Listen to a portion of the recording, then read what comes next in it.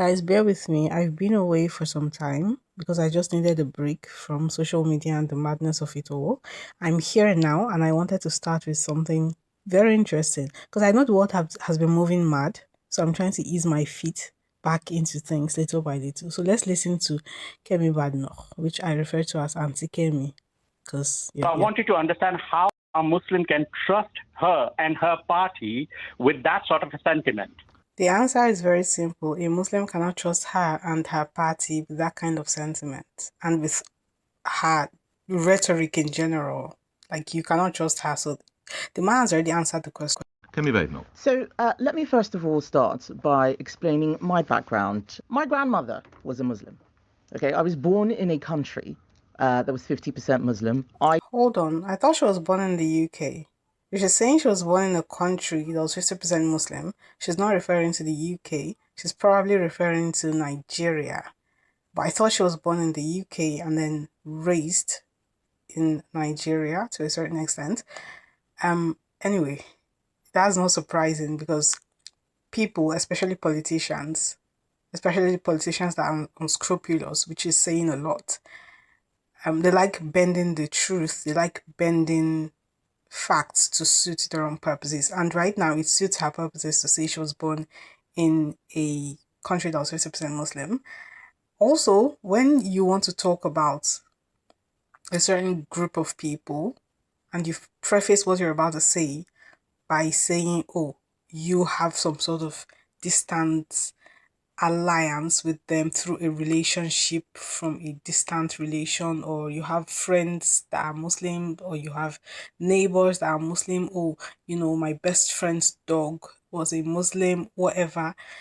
Then what you're trying to tell us before you even start talking is that what you're about to say does not make any sense, and it does not make any sense. So the only thing you can use to really plead your case is by telling us the relationship you have with this group of people. It's all right, we understand. You are a politician after all. I said Muslim prayers on Friday because that's what happened there when I was at school. I have good friends who are Muslim. There are many different ways of expressing your religion. But I am a politician. I am not a religious leader. And in my view, the law and our culture and norms trump any religion, whether it's Christianity, whether it is Islam. I do not believe in gender segregation in public places. I do not believe in the celebration of it. If you want to do that, do it in a mosque. And if people have views about religions in this country, they are welcome to express them. We have freedom of religion in this country. We also have freedom to criticize religion or religious practices. This is what we refer to as awawi. When you don't have anything, you really cannot find something on someone or on a situation. So you just look for something that may be very minute. It's like nitpicking, and you talk about it because you really just have to say something, because you really just have to go at that person or that situation. It's kind of like that.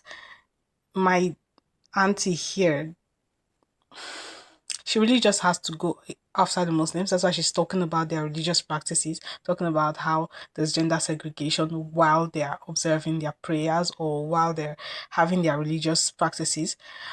Okay, fine. You have the freedom to criticize any religion. That's fair. But do you have the freedom to criticize the people who are committing the genocide?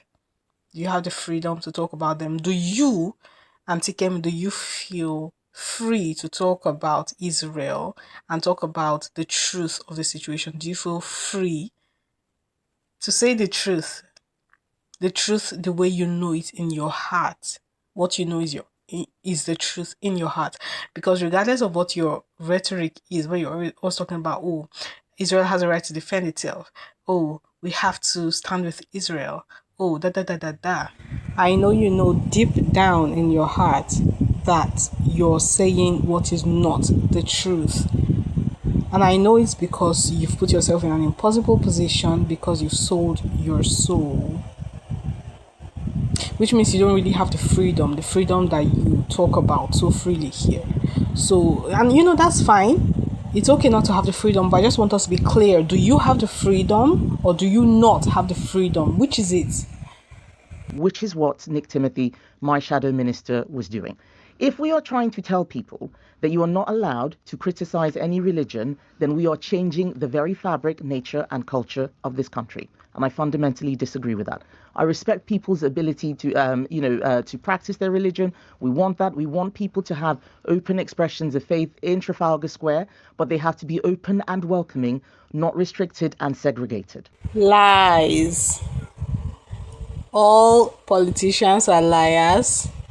Auntie Kemi is a politician, therefore Auntie Kemi is a dash, fill in the gap.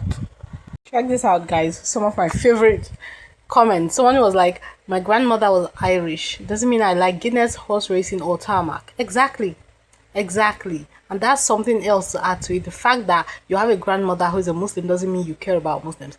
Actually, it could mean that you hate Muslims because of that very fact. Right? That happens.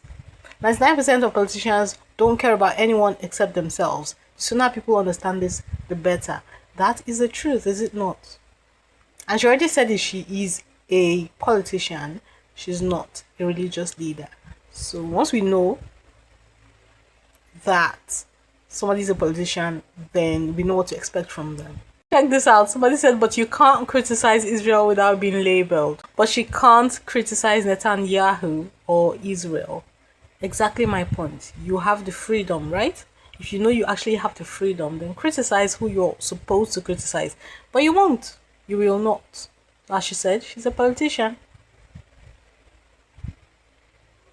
It's interesting the way a lot of people do not think. Obviously, you have the right, the freedom to express yourself, but people do not think, and they just let themselves get swept along by somebody who is well spoken. I actually like listening to this woman. That's how I started getting familiar with her rhetoric.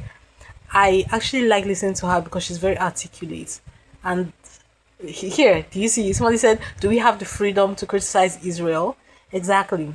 Oh yeah, look, people have started busting her lies. She was born in the UK. Her parents were health tourists. Fly in, fly out to get her British nationality and the passport.